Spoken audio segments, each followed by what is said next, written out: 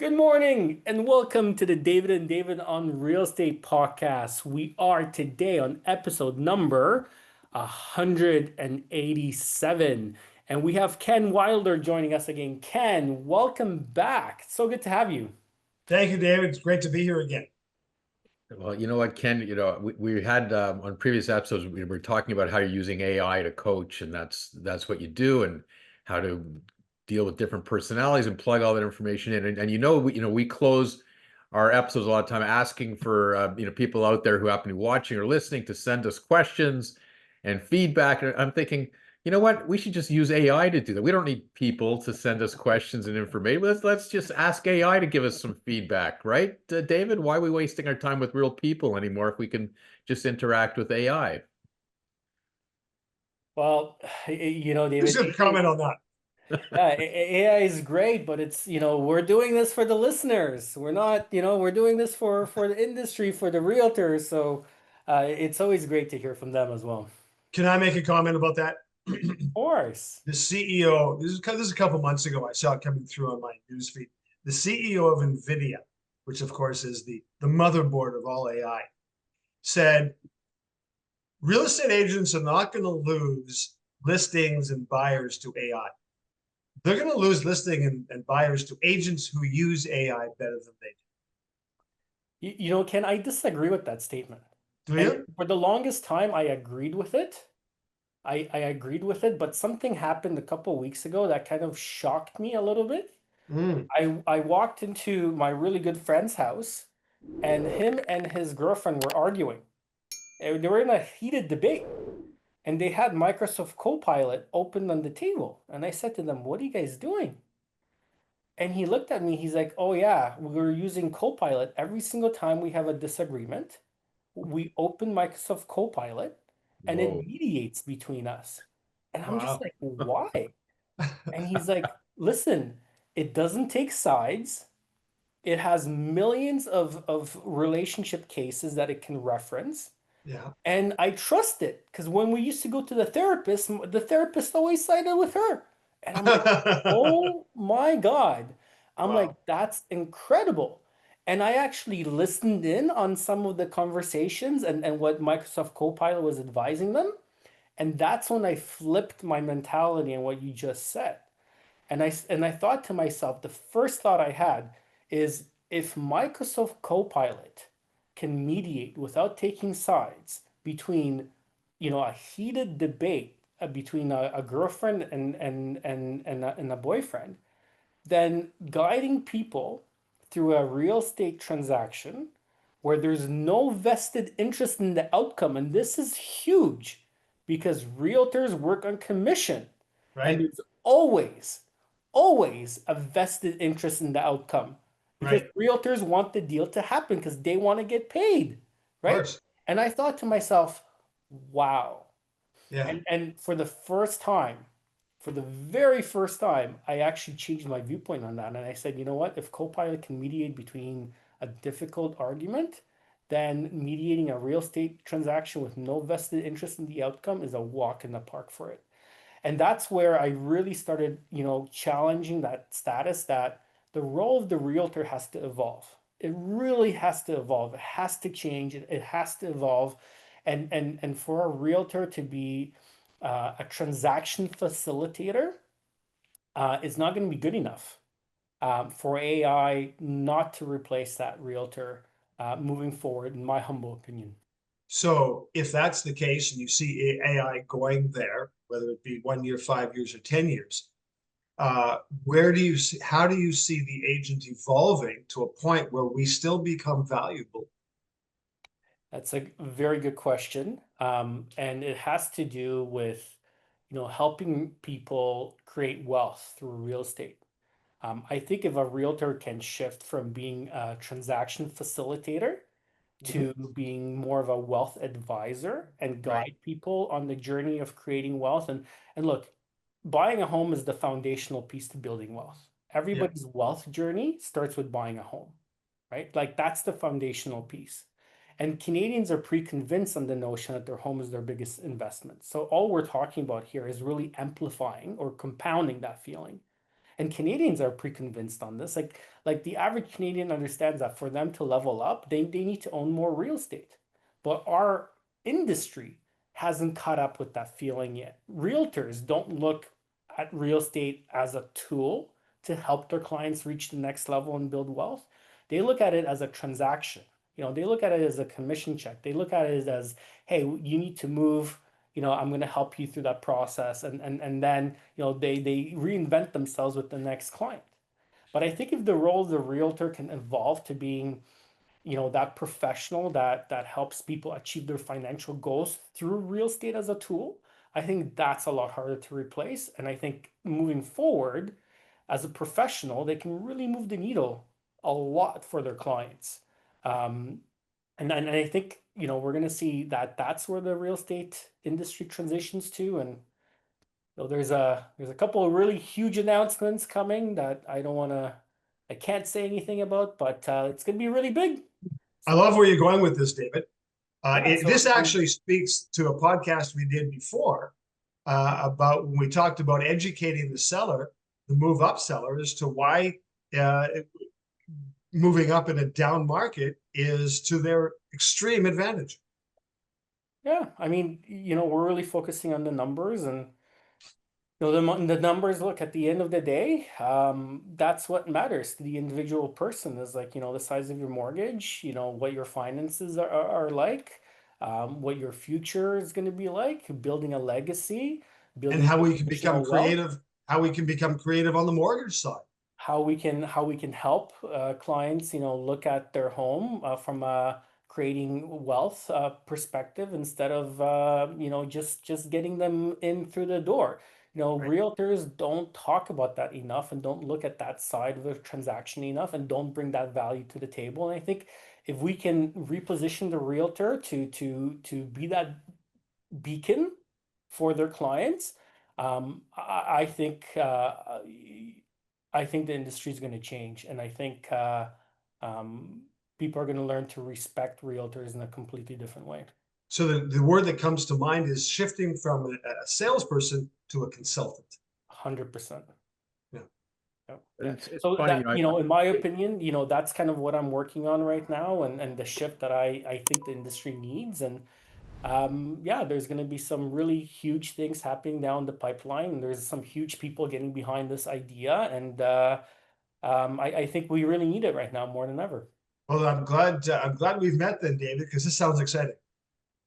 well, David, I know you're always very focused. We talk about all the time about the investment side of real estate, right? When I'm in the trenches talking to buyers and closing transactions, I find it's a very small percentage of clients that I've ever talked to about, we're closing their home. They're not talking about how this is a good investment and for it. They're more often focused on, this is where I want to live. This is where I Mhm. want my kids to go to school. This is the park that we're going to go to. This is our home. This is, and maybe there's a 5-year plan because we know we're going to outgrow it. But they're talking about where they're living and the home that they want to be in to live. And they're not focusing on it as an investment. They hope it's a good investment. They think they're getting good value. They're not lost on that side of it, but it's not always driving them. They're not buying the home because this is going to lead to creating wealth, especially young people, raising a family, those type of people. So I think there's two sides in different ways, Ken, that maybe, it's the know your client thing too, right? Like understand what their real priorities are. And there's tools for dealing with both, right? Yeah, but Well, but that's David, if the leadership, and I look at realtors as leaders in the space, right? If the leaders are not talking about it, then why would the clients talk about it, right. Right. right? We So shape the way the clients think. 100% we do. Like look at HGTV. I we're really going off topic here, but I would argue that realtors have really added to the increase in valuation of property over the last 20 years through this whole concept that you need to beautify your house, you need to improve your house, you need to improve your deck, all these DIY projects. Like there's such a huge trend to like invest in your home from like a beautification point of view, and by osmosis that has really raised prices, and the realtors are out there in the trenches, hey, we can get you more money. Like, oh, you put a new deck on, okay, like we're gonna raise the value of 30,000. That $20,000 deck is gonna raise your home valuation by 30,000. And it's gotten so out of hand that we're seeing realtors push this valuation up and up and up and up and up and up. And it's my argument is it's the realtors, not the market. It's the realtors that are out there pushing for more commission, for higher valuation. Hey, I'm going to show you, I'm better than that other realtor. I'm going to get you an extra $100,000 because of A, B, C, and D on the valuation of your house. So we're in this cycle that realtors have really pushed valuations up, right? And that goes to leadership. It goes to what the industry believes, where we're going. But the same can be said in reverse. If our industry starts talking about the house being the first step to creating wealth and being that foundational piece, and through number analysis shows the individual clients, what that wealth building journey has been like over 5, 10, 15 years, and what it's going to be like over the next 20 years, then this feeling of building wealth is going to compound. And David Korman, I think you can agree that even though it's the smallest percentage of your clients that are investing in real estate, I think you can agree that those are the wealthiest clients that you have. Right? So if we go and follow this logic, well, why not help more people get there? And if our industry can do this collectively, everybody wins.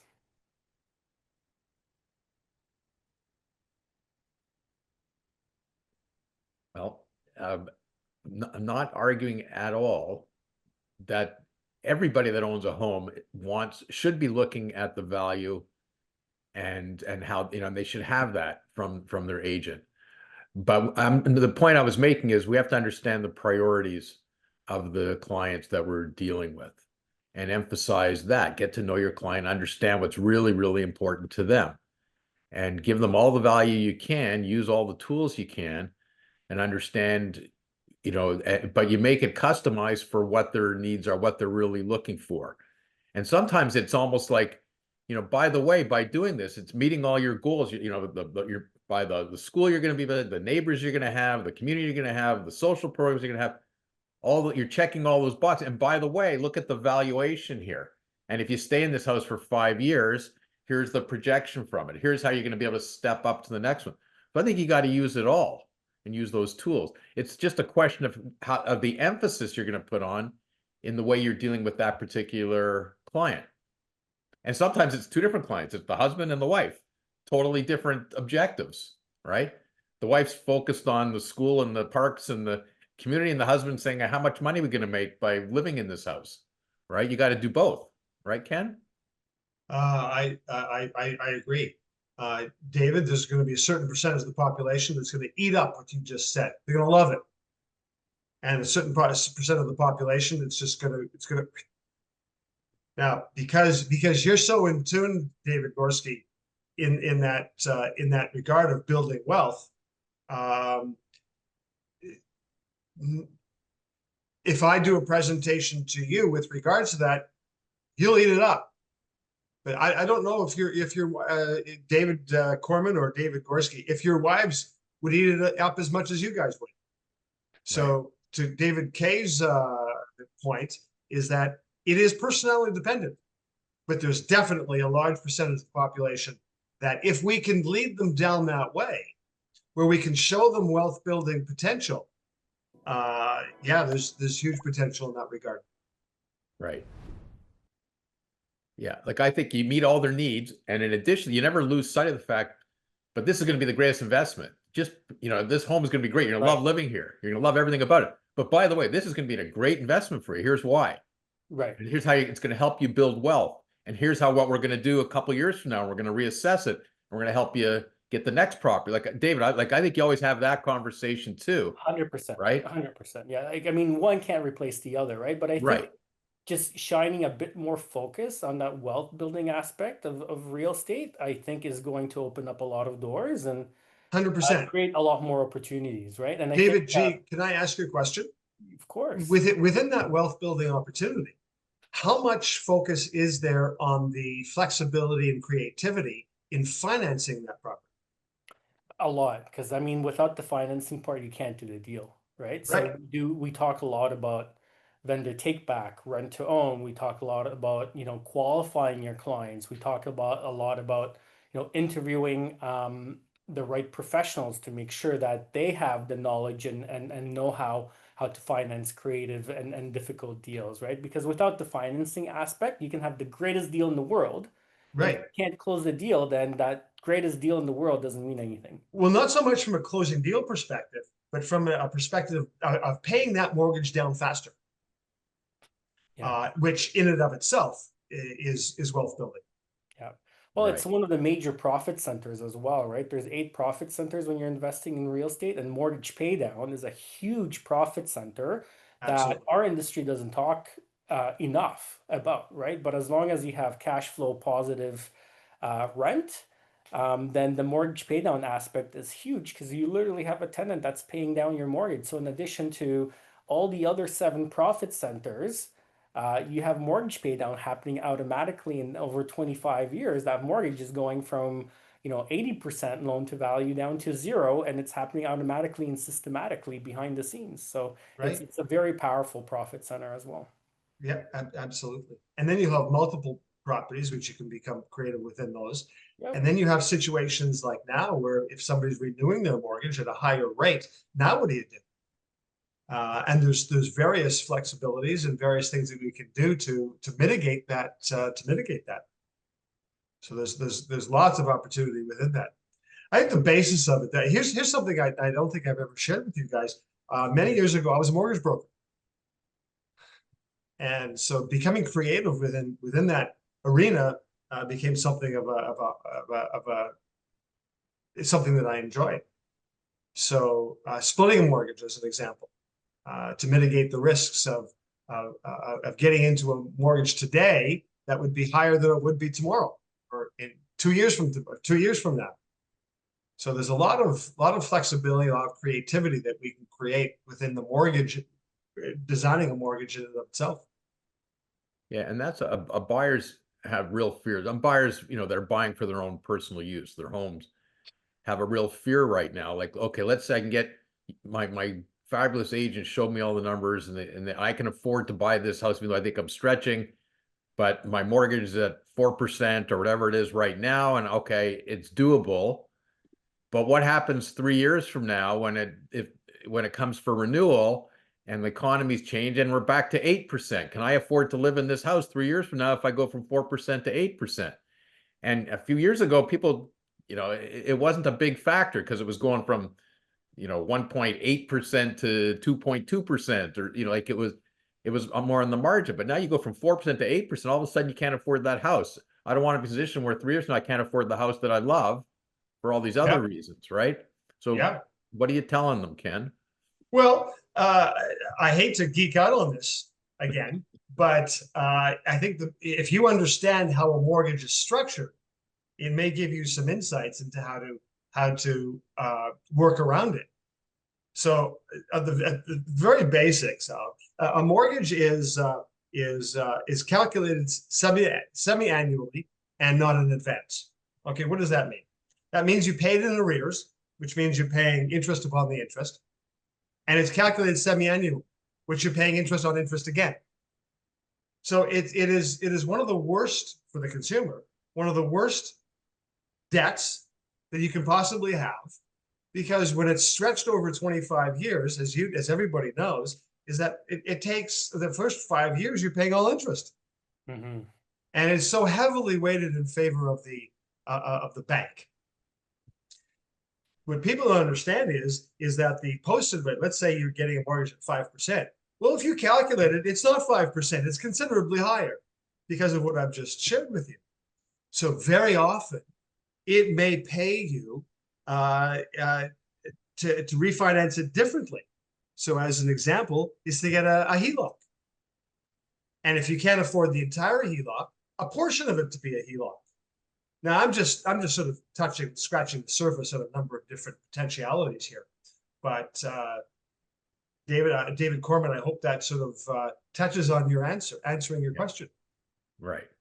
No, you have to customize the financing for the needs of, or the potential needs of the people too, and give them as much flexibility as possible. And David Gorski, to your point, is that we don't, as agents, we don't talk about this a lot. And this is part of becoming a consultant to our clients, which goes down the path that you were going down earlier, David G. Yeah. Yeah, no, absolutely. I think if you can help your clients, understand mortgages more and get them out of that mortgage a little bit sooner, then, it opens up opportunities for them to, get other properties, opportunities for them to buy a bigger house, opportunities for them to, maybe add a cottage property to the mix, right? But it creates the conversation or the opportunity to do more deals down the line. Robert Kiyosaki in 2008, in the subprime mortgage issue down in the States, he said that he bought everything on site with truckloads of cash, most of it borrowed, and he bought up everything. Why? Because they had the subprime problem where everybody else was trying to get out of their properties. No one could sell their properties. He was buying everything in sight. He said over the next 5 years, he made more money in the ensuing 5 years than in the rest of his entire life combined. Love it. Yeah. So Well, it's no different than what Warren Buffett is saying, right? Be fearful when people are greedy, and be greedy when people are fearful. And like right now, that is the crux of what's happening in the market. People are fearful, so be greedy. Before, when there were 14 offers at a house, why were you paying $400,000 over asking and not having the opportunity to do a home inspection? You were following the crowd. Now the crowd is, scared, and you're buying into that rhetoric of, oh my God, I'm scared. But look, there's such a big opportunity. So many mortgages are coming up for renewal, and people are scared, and people are losing jobs, and people are doubtful of what's going to happen in the future. Capitalize on this opportunity. Buy massive an opportunity. investment property. As a realtor, you don't have a pension plan. Get into the market. You should be leading by example. You should be talking about, hey, I just picked up this property and I got an unbelievable deal with it. And look, this is what I'm going to do over the next 5, 10, 15, 20 years with this property. Joining me on this journey, and let's do it together. Massive opportunity. I Yeah. agree. Yeah. Ken, this was great. Thanks again for joining us. I know we went on a little bit of a tangent on this episode, but this is what podcasting is all about. It's about blue skying and giving our unfeathered opinion. And I hope you guys enjoyed. Thank you so much for joining us. And drop a comment, drop a like, email us, David Korman and I. We want to hear from you. And Ken, we're going to include your contact information down below as well. So please reach out to Ken. He's a wonderful coach. He's been a huge supporter of this industry, and you're going to learn something. And I hope you found the last 3 episodes really enjoyable. Ken, it was an absolute pleasure to have you on the David and David on. I think we got to have him back because I got more questions. I need more insight. So we got to set up the next couple episodes too. Anytime, guys. Pleasure has been mine. Yeah, thank you so Thanks, much, Ken. Thank you everybody for joining us. Thank you, David Corbin. Thank you. Bye-bye.